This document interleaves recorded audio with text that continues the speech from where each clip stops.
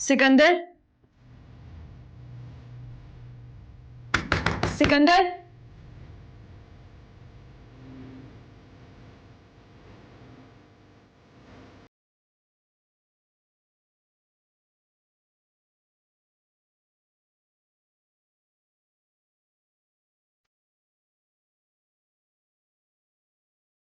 Uncle, uncle Sikandar, क्या हुआ सिकंदर को? सिकंदर दरवाजा नहीं खोल रहे। मैं बहुत देर से खटखटा रही हूँ, आप चलें। क्या हो गया? चलो चलो।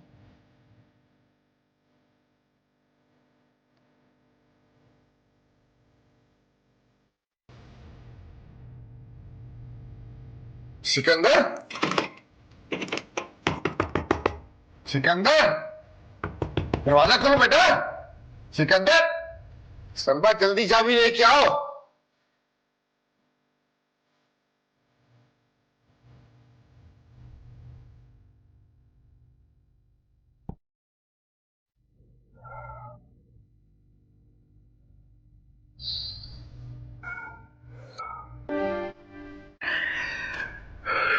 गई दुआ, चली गई डायट। यही चाहते थे ना आप तो नफरत करते थे उससे। मजाल है जब कभी आपने एक नजर प्यार से उसकी तरफ भी देखा होता है। अच्छा। जिससे नफरत की उसे जिंदगी से निकाल दिया आपने। सबसे पहले अम्मी, उन्हें तो आपने खुद मारा ना। तो फिर अभी और अब दुआ, और अब आपका अकलौता बेटा भी हमको छोड़ के चला जाएगा। सिकंदर, मैं मानता हूं मैं कुछ तुम्हारी मां का, समीर का, तुम्हारा मासूम दुआ का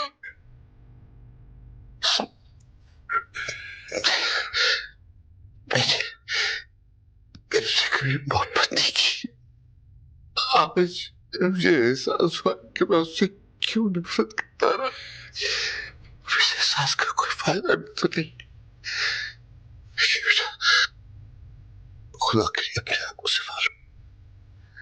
अगर तुम्हें कुछ हो गया ना तो मुझे माफ कर दो। मैं मर जाऊंगा।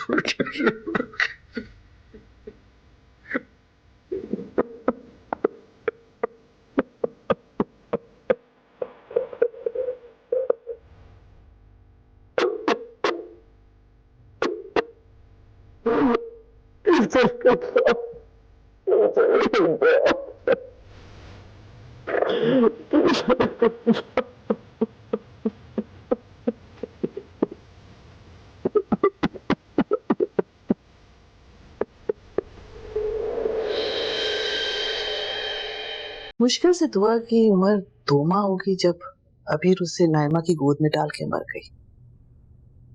अभी तक नाइमा की आवाजें मेरे कानों में गूंजती हैं। वो उस नन्ही सी बच्ची को सीने से बींच के अबीर को याद करके बहुत रोती थी। इकबाल की मौजूदगी में उस बच्ची को पालना नाइमा के लिए बहुत मुश्किल था। खुद भी बीमार रहती थी ना। सिकंदर हेल्प करता था नाइमा की, लेकिन वो भी छोटा ही था। इकबाल भाई की चली कटी कड़वी बातों को माँ के साथ झेलता था। फिर नाइमा के इंतकाल के बाद उसने दुआ को पालने में कोई कसर नहीं छोड़ी। इकबाल भाई की मुखालफतें उसी तरह जारी रहीं। अपनी तालीम मुकम्मल की और अब देखो कितना कामयाब बिजनेसमैन बन गया। और फिर इसके बाद उसने नजब से शादी कर ली। जो भी था, सिकंदर को इतना तो अंदाजा था ना कि दुआ इतना लंबा अरसा सरवाइव नहीं कर पाएगी, तो फिर ज़हनी तौर पर इसे तैयार रहना चाहिए था इस वक्त के लिए। नहीं मलिया, अपने प्यारों की मौत के लिए कोई मेंटली प्रिपेयर्ड नहीं रहता। तुम्हें मेरे साथ चलना चाहिए था।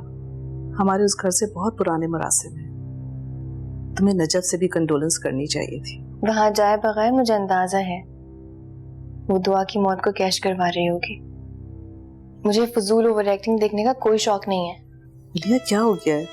तुम इतनी सख्त दिल भी हो सकती हो। मैं जैसी भी हूँ आपके सामने हूँ। एनीवेज, मैंने मलेशिया जाने का फैसला कर लिया है। What?